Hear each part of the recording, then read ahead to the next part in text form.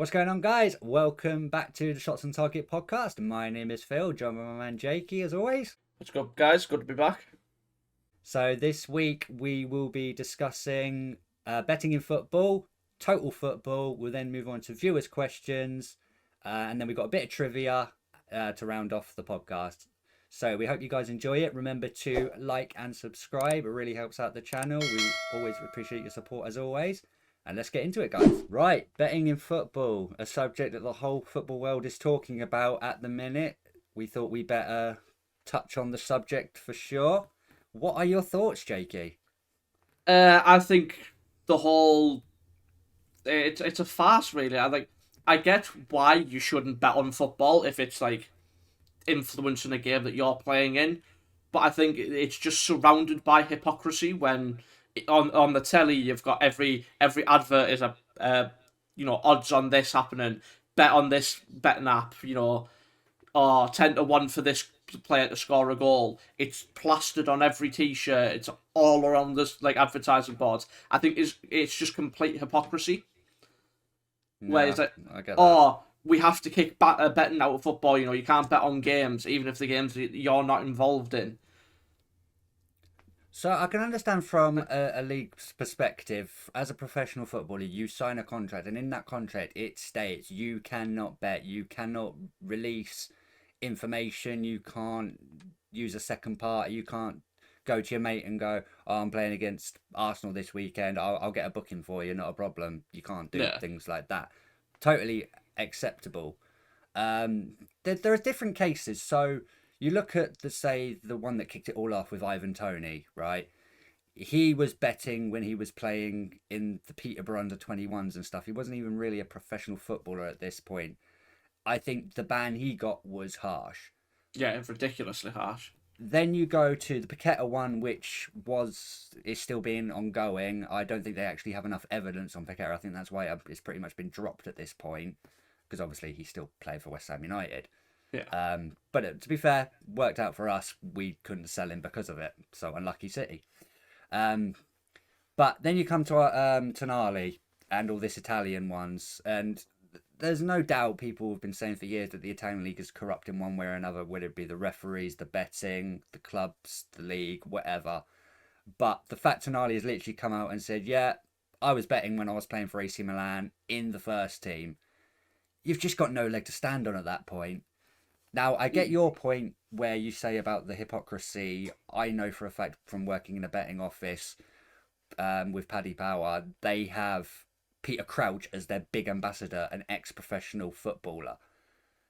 And it just, from their point of view, it makes sense to have that. But the hypocrisy of it is, I agree, is unbelievable. Like you say, you've got teams with betting companies on their shirt sponsors, and it's all there for professional footballers. What's the word I'm looking for? The temptation is there. Yeah. All over the place. Now, a lot of people will literally come out and say they've got enough money. Why do they need to bet? Why do they need to make more? And I completely agree there. But I think that the length of the bans right now that are coming out are just a little bit crazy, to be honest. That's his season effectively over. It is. He won't be back till what?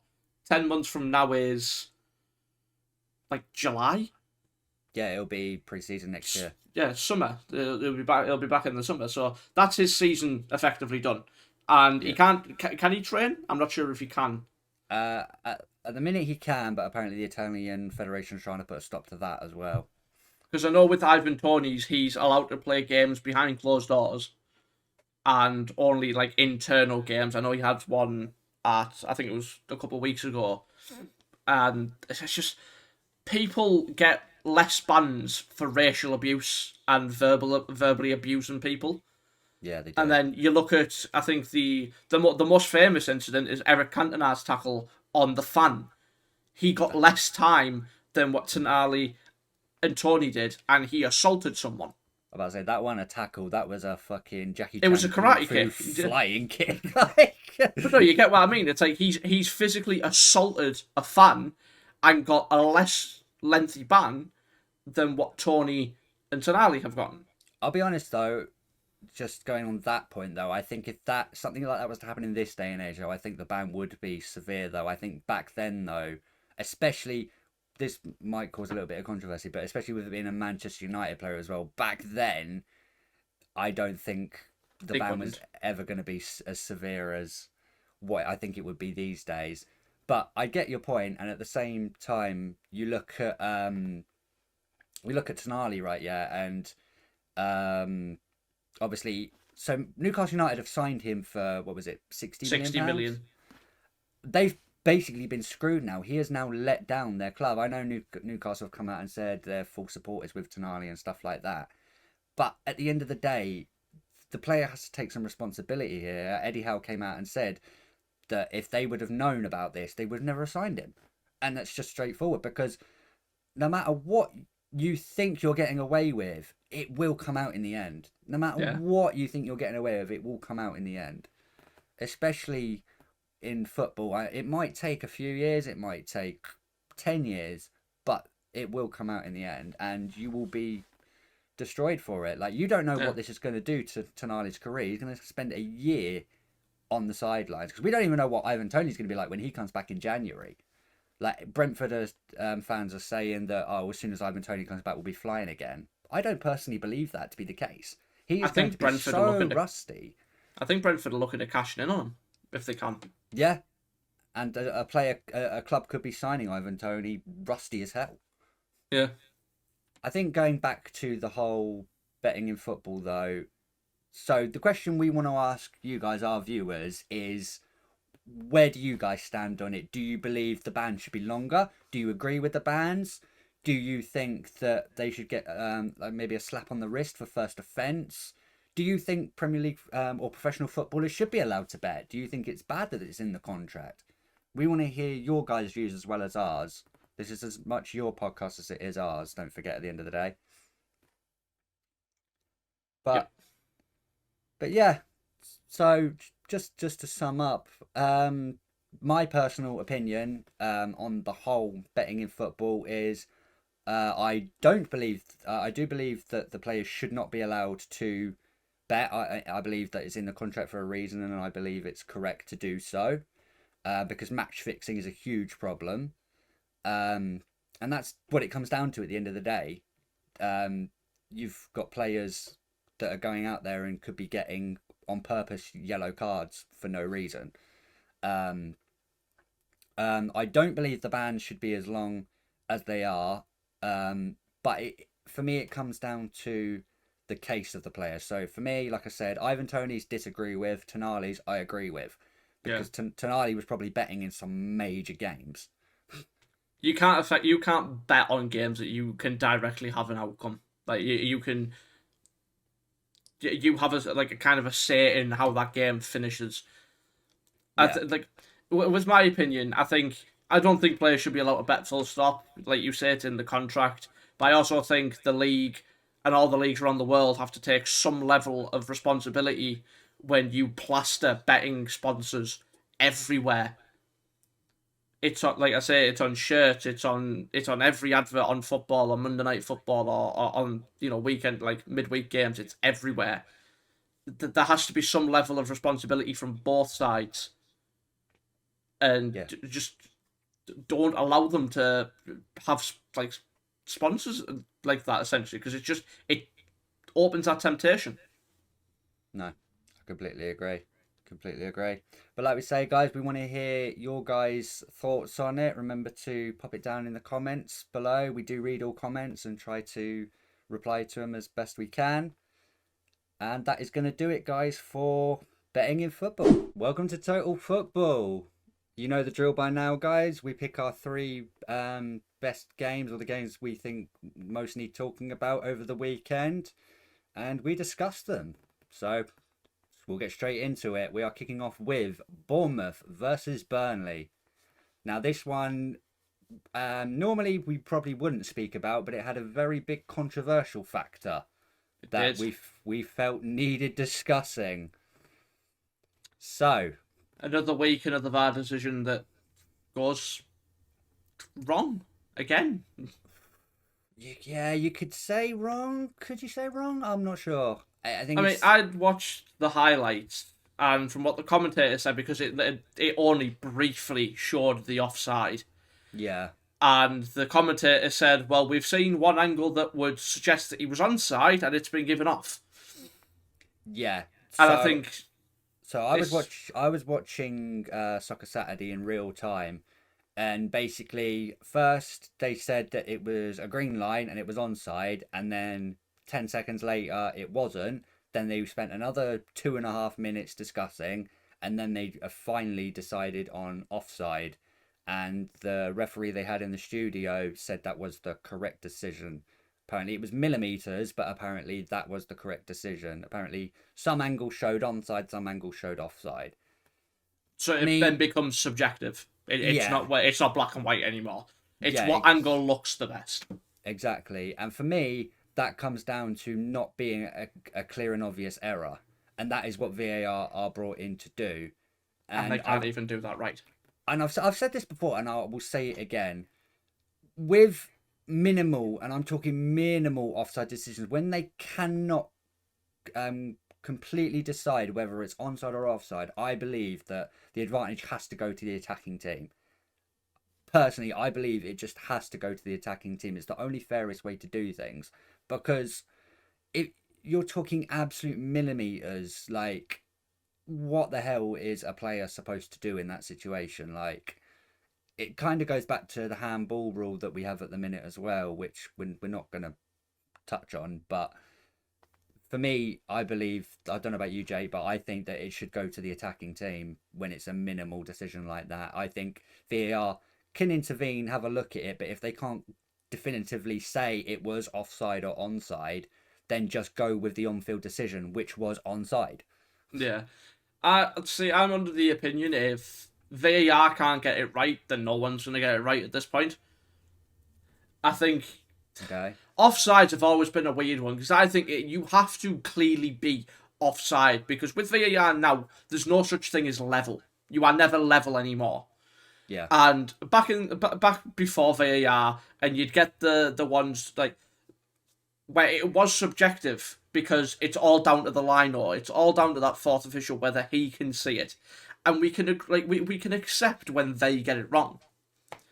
And we have this discussion every time with VAR. We can accept when there's human error with non-subject with subjective opinions with like fouls, handballs, and such.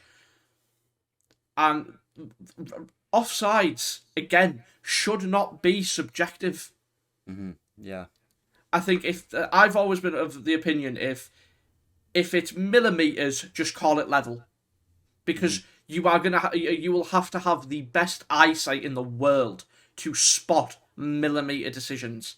Yeah. And if you can't do it with the lines and with what we've got with VAR, scrap the lines and get a better system I think the where biggest you thing. can see whether he's the fucking hair on his knee offside or a toenail offside or something like that. Mm, It's I it's think just it's appalling. Sorry, I'll let you that's go all on. right. I think the biggest thing for me though, in the grand scheme of things, is that could have been a huge fucking point for Burnley. Yeah, Like, that's the biggest thing that I took from the whole situation. One, it took 5 minutes, which is way too long for a decision to be taking in the Premier League these days. It was like that at the start, and they started getting better and better, and they were making quicker and quicker decisions. But 5 minutes is taking the absolute piss. if you It's can't get it in a minute, go with the on-field decision. the fact that there's thousands of fans in that stadium, or they can see that VAR are checking for a possible offside because the screens are telling them that, but they've got no idea why it's taking 5 minutes. Yeah, And secondly, like I said, Burnley, like, I'll put my hands up. I thought Burnley were going to be a much better team this year. I did not have them where they are right now, and it's looking very, very bleak for them. I think company is trying to do something with them that I just don't think they have the players to do. I think, don't get me wrong, I think company's a good manager, and I think he has the right ideas. I just don't think he has the players to succeed in what he wants them to do. I think he's kind of living off how he played in the Championship. Like when they went down to the Championship, it was obviously they are going to be better than every team there Yeah. because they've spent so long in the Premier League. that they were going to have a stronger team, and it begs the question: why is the drop off between Championship teams that come up and the rest of the Premier League so vast? It always has been for years, though. To be fair, But not. you look at like the odd cases, like when Brentford came up, when Brighton came up, when Sheffield came up, and even so much Leicester when they came back up. Like Yeah, they, the difference is though those teams adapted to the Premier League. They adapted to. You look at Burnley how they play right. Yeah, they play the same way no matter what, right? And I'll give you a very good example of that. Leeds United under Bielsa. yeah, no plan Win, B. win, lose or draw, they played the same way. It doesn't matter. It don't matter if you got pissed on 7-0. Next week they go out and play the same way. Don't get me wrong. For a spectator and a neutral, fantastic to watch. Absolutely fantastic to watch. But it costs them in the end, and that's why they're in the Championship right now. Yeah, Burnley and Vincent Company, if they're going to stay in the Premier League, number one, they need to get in a few reinforcements in January. And number two, he needs to adapt. Because yeah, what he's doing right now that worked in the Championship and pissed on the Championship isn't working in the Premier League, and it's showing. And he has to adapt fast because I think his job could be on the line right now. yeah. It's getting to What I that point will, now. what I do want to bring up as well, because we have spoke quite a bit about Burnley, is what a result for Brighton, and not Brighton, Bournemouth. Oh, huge 3 points. All the bees. That is a massive result for Bournemouth's manager, who was He rumoured, needed it. Yeah, I he think needed last week, he would be the first to lose his job. He would be the first on the chopping block. Yeah, Because, it was rumoured if he'd have lost that game, he would have been gone. And I and believe they would have done it as well. I think that yeah, result has saved his job. For how long, we massively. don't know. I don't think it will be that much longer. I don't think he's the right man for Bournemouth. But I don't think he's the right man for, but what a result. And huge some good points. goals as well. Yeah, Billings catching Trafford off his line, a well worked goal for Semenyo, and then just to touch on Burnley's goal. What a fucking strike! oh, yeah, absolutely, absolutely. And Didn't know Trafford he had it. actually had a very good game as well. It could have been a lot worse for Burnley. Yeah. Bournemouth did dominate the game for a large portions of it. But that's going to do it for Bournemouth Burnley, guys. We're And going let's to move get on to on. the juicy stuff. I've been waiting for this.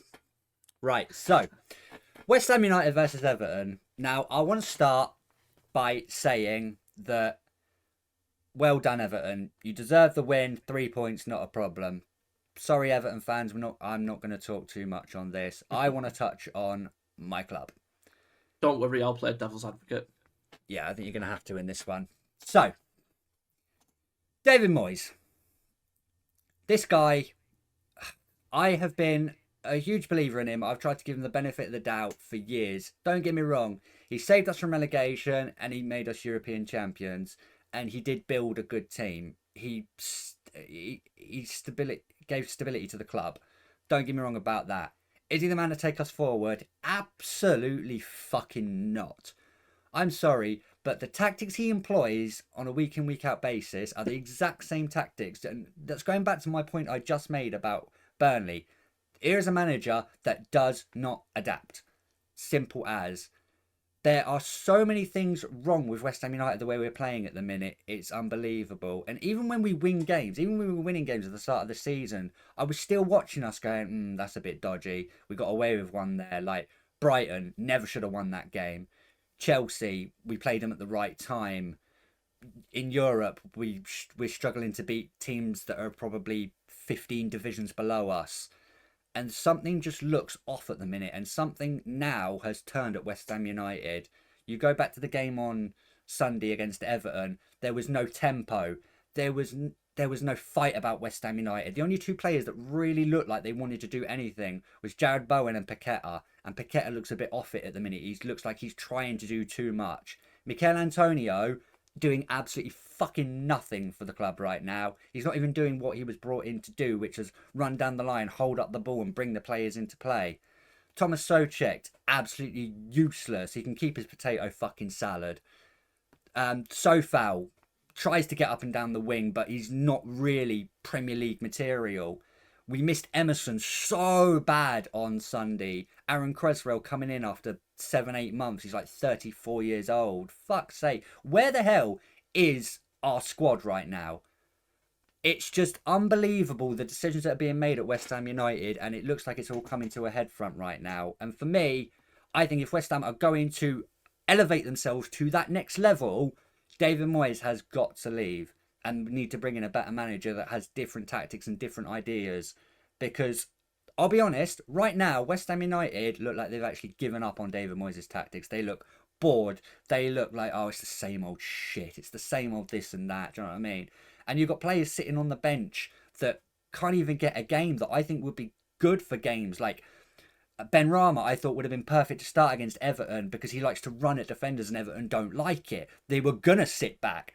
But no, we play possession players that Everton are just like, yep, pass it left, pass it right, not a problem. We'll sit in our back five with four in front of us and we'll just play on the counter. It's just common fucking sense right now, and it absolutely pisses me off. And I'm gonna stop there, Jake. You can go. I mean, the one thing I will say, and I only caught the second half, and I've had a watch of the highlights. I don't actually think you've played awfully. We did. I think we had one shot on target. We had one shot on target, and it came in the 91st minute, Jake, against Everton.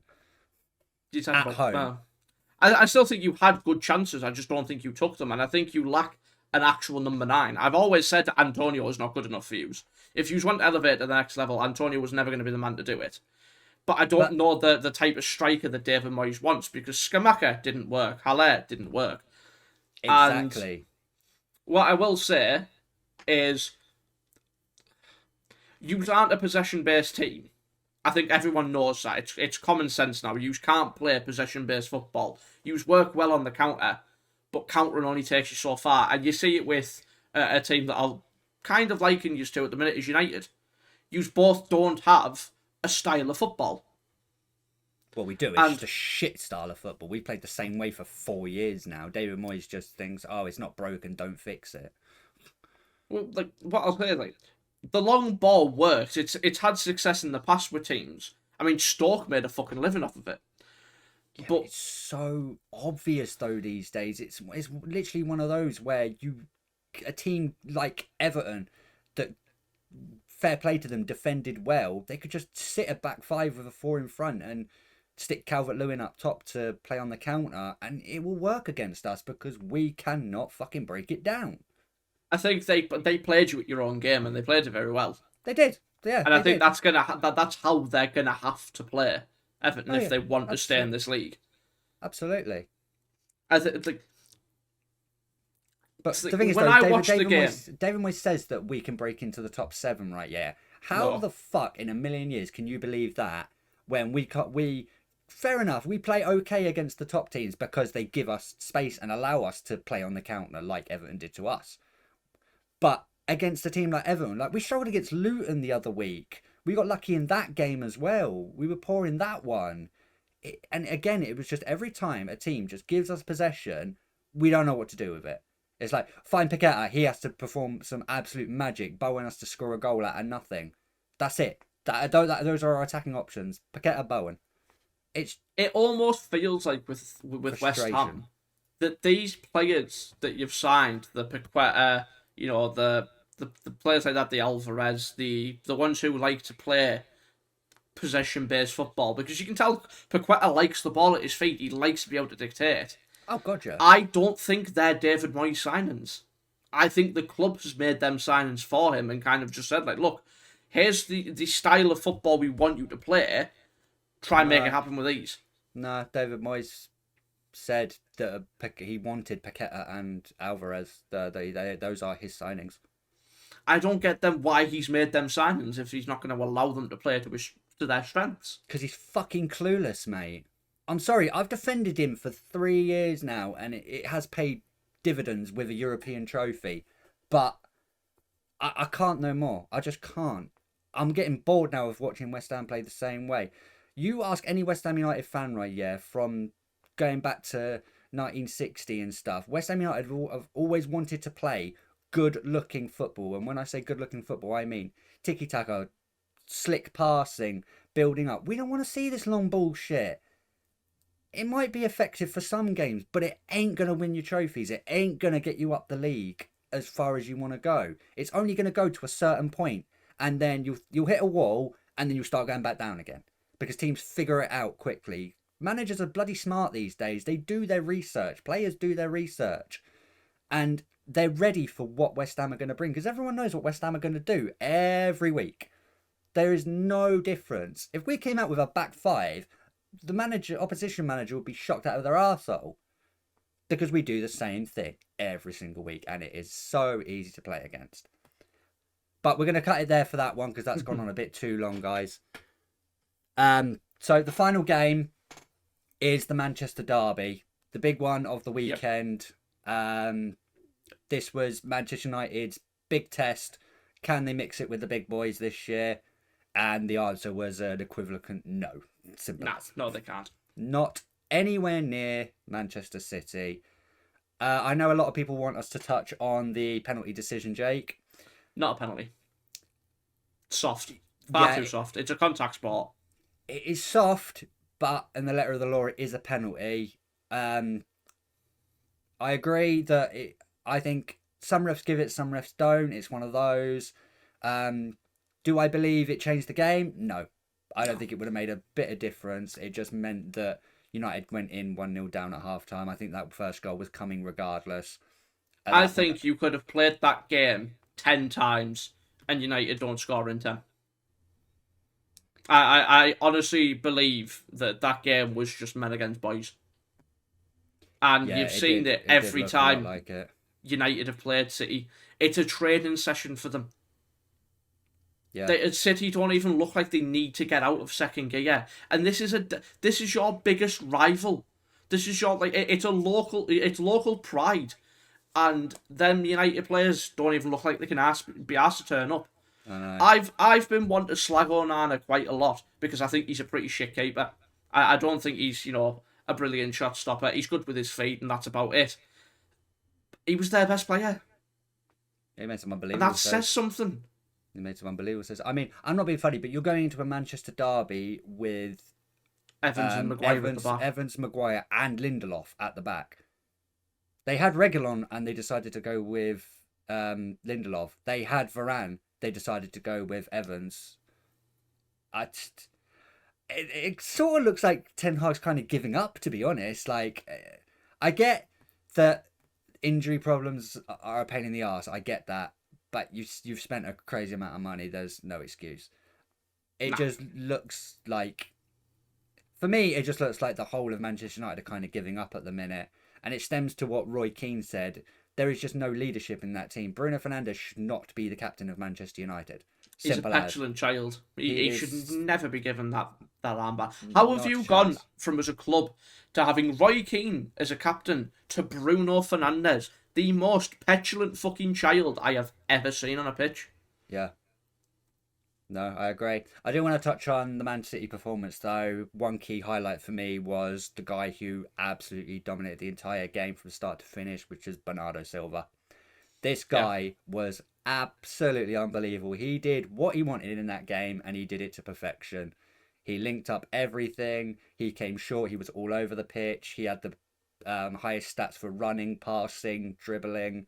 He was absolutely everywhere. Bernardo Silva is an absolute top-tier talent, and he doesn't always get the props like your Haaland, your De Bruyne, even your Rodris do these days. Bernardo Silva is just one of those players that he's just the glue that holds City together in times when they need it. He was just outstanding, absolutely outstanding. I think he's picked up of what De Bruyne, the hole that De Bruyne has left. He's able to dictate the play. He's creative, but he's got the engine behind him to be just everywhere at once. Yeah. And he's got the passing ability, not quite the passing ability of De Bruyne, because I don't think many footballers in the world do. But he's not half bad at it. No, definitely not. So let me ask you this, Jake. So obviously the big question going into the Manchester derby on the City side was who would start on the left, Doku or Grealish? Who would you have gone with before the game even got played? So forgetting the result, who would you have gone with? I mean, personally, I would have gone with Doku because I think he offers a bit more in terms of how direct he can be. Oh, I disagree. I'd have gone with Grealish 1,000,000%. I think that guy's top tier. I've never been. I think Doku has one thing, and that's to try and take on the player on the outside with pace. I think that's all really Doku has. Yeah, he has a bit of skill about him, but Grealish, you try and get that ball off him, he'll either one beat you or two win a free kick. I mean, he doesn't really ever beat a man. That's why I'd probably go with Doc. Like in a game like this, where you're coming up against the lineup that United put out: Maguire, Evans, Lindelof, and who was right back? Was it Dallo. Dallo? None of them are particularly good defenders, so you're gonna have the license to just run at them. And Doku's quick. None of them are. I think the biggest thing for me is Guardiola's got a lovely option there because it's how he wants to play. So if he wants to play possession-based football, he'll go use with Grealish. Yeah. If he wants to play quick football, you go with Doku. Yeah. So it's definitely one hell of an option there for sure. City have done over the years what many clubs wish they could do is they spend when they're on top. And it's the one thing I am massively envious about City being a Liverpool fan is City go and win the treble and then they go and get Matthias Nunes, Vardiol and Doku. 3 fantastic signings. Yeah. They want to dominate for a long time and they do that. And they have the license to go do that with how much money that gets pumped into the club. But that's the biggest thing for me, though. So a lot of people will say, oh, City have only won it because they spent all this money. Yeah, it is a big factor, but... They spend it right. Exactly. Without someone like Pep Guardiola, with picking the right players, choosing the right tactics, picking the right players to fit those tactics, he gets it absolutely spot on. He does not sign a player that... When's the last time City signed a player that was a flop? Probably... Jesus. In my opinion, I never rated Jesus. Well, I'd say the biggest one would probably be Calvin Phillips. That's probably the biggest one. Yeah. That's just not worked out. But he's there for cover for Rodri, and it's decent. It's decent enough cover, to be fair. Yeah.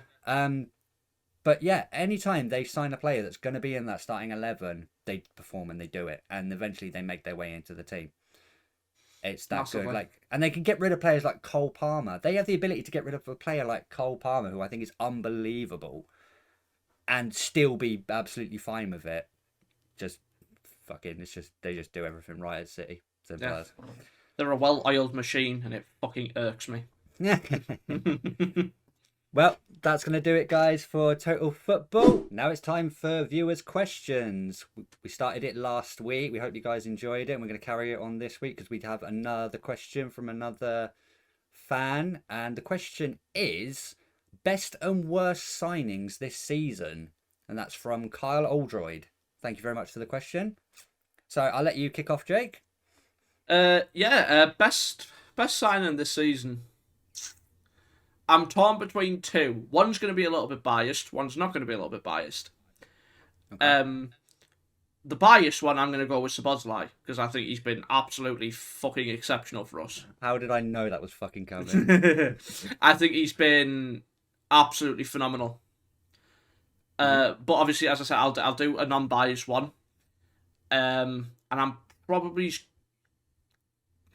I'll tell you what, I'll go for a different one. I'm going to go Mickey van der Ven.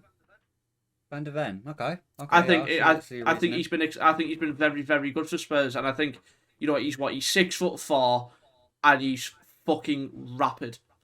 Mm-hmm. Yeah. And I think he's revolutionised that Spurs defence, the way they want to play football. I think he is perfect for them. So yeah, I think he's been one of the best signings this window with how Spurs have played. Okay, and your worst signing of the season? Onana. I'm talking about Manchester United's Onana, yeah? Yes. I don't think much needs to be talked about. I'll give it to him. He's done better these past few games, but he has cost United more points than he's gathered them this season. And you've seen that in the Bayern game. You've seen it in plenty of games this season. It's silly errors that they hounded David De Gea for. They just haven't left. Mm-hmm. They've just replaced a man who could actually stop a shot occasionally with a man who can pass out from the back, which they don't even do that well. So yeah, I think Onana for United is possibly one of the worst signings of the season. Okay. So my best signing of the season, hands down, has to be James Maddison. The guy has been absolutely electric. He's fit into the Spurs team like a glove.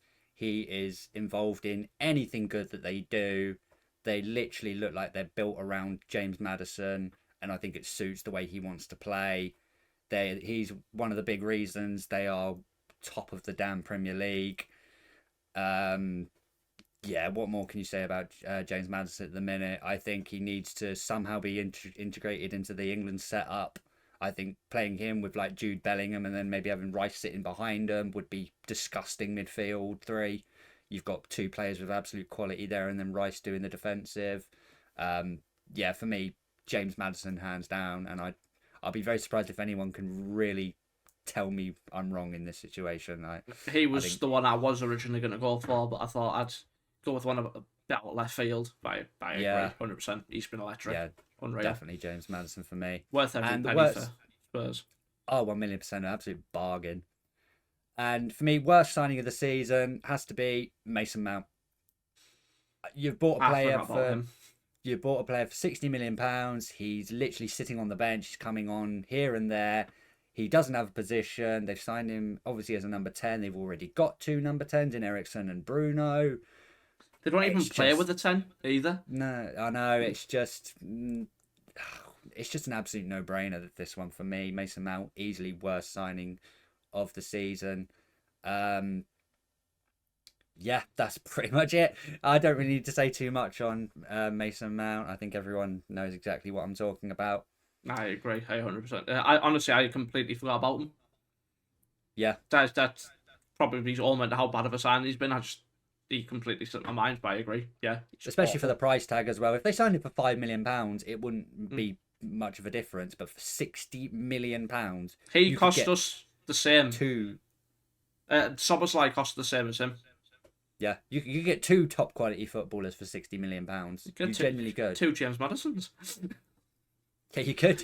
You could. Yeah, you generally good. Fucking hell, United need two James Maddisons. Yeah. But once again, thank you very much for the question, Kyle.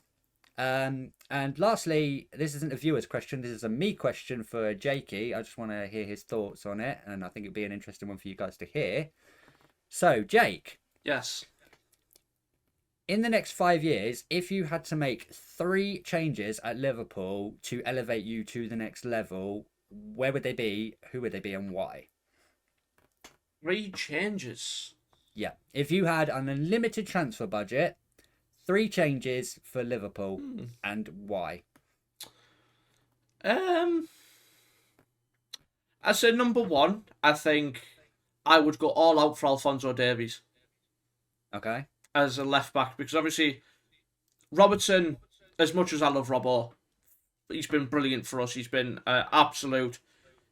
He leads by example. He's been a brilliant player, creatively, defensively, brilliant. But it's going to come to a time where he's not going to have the same effectiveness. And I think if you can get a player who is kind of the same mould as to what Davies does, he's quick, he can attack, he's creative. I think he would be the perfect replacement. Okay, that's one. Beating the same drum as what I did when I wanted him to sign in the summer, I wanted Jude Bellingham. I still want him now. I think everyone wants Jude Bellingham. I would go and get Jude Bellingham, absolutely 100%. I think he's a generational talent, and I don't think there's many players better in the world at the minute that are better than him. So that's 2. So who would you replace him for? So you have to replace a player to put him in. Who would you replace him for? Probably whoever plays in that left centre mid position. I think that's the position I'd want him in. Because it's not really replacing a player as such. He'd probably replace Jones. So Jones, because Jones is the one that kind of fills that position. Yeah, I suppose. And number 3. I'm surprised you haven't mentioned it yet, to be honest. We're talking 5 years. Mentioned who? This is your question. Do you know what? Vardiol, centre-back. Vardiol, centre-back. Okay. I think potentially could be one of the best centre-backs in the world. And I think we need better cover there. There's just a better option there. I'm surprised you're not swapping out Salah, to be honest. I want that man to retire at this club. Simple as that. Fair enough. I don't think you can replace Salah for what he offers this Liverpool team, even when he's not on it.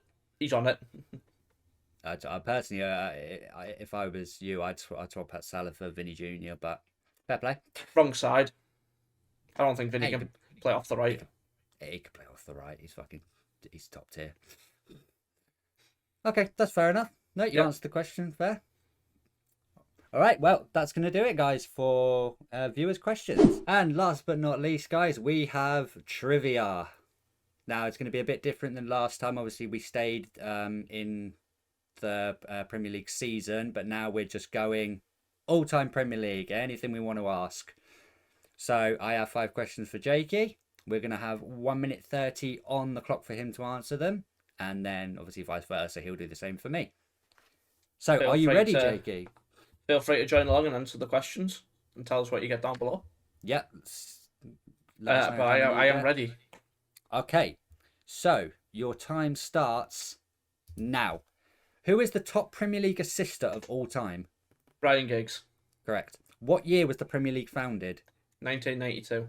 Who holds the record for most Premier League golden boots? Oh, golden boots. Shearer. Correct. Who ended Arsenal's invincible run after 49 games? United. Correct. What England manager famously failed to qualify for the Euros in 2008? Sven-Göran Eriksson. Incorrect. Steve McLaren. I forget he was England manager. And that is that. And you answered that in quick time. 54 seconds still left on the clock. We might need to change the timer from now on. Are you ready? I'm ready. And your time starts now. How many Premier League teams have never been relegated since its inauguration? 3. Incorrect. 7.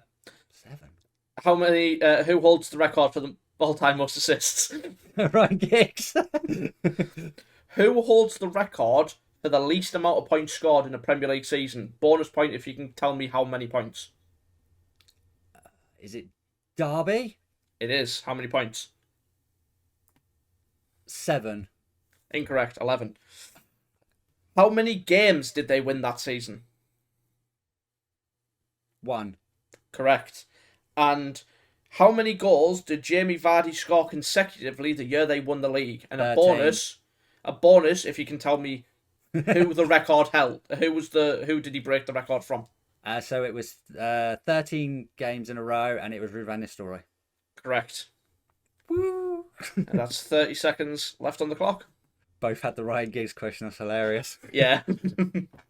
Okay, so next time we do trivia, guys, I think we might keep it to like maybe a specialist subject. Maybe a club we'll go for or something else. Maybe a Champions League variety or something else. But we'll try and do it so that we don't have the same questions. Obviously, we can't tell each other the questions because then we can find out the answers beforehand. Yeah. But either way, that's going to do it for trivia, guys. And that's going to do it, guys, for this week's episode of the Shots on Target podcast. We hope you've enjoyed it. Remember to like and subscribe. It really helps out the channel. And also, if you can just keep the video on in the background, also really helps out the channel as well. Rewatch it, tell your friends, all that good stuff. But thank you guys so much for watching, and we will see you next week. See you next week, guys. Cheers, guys.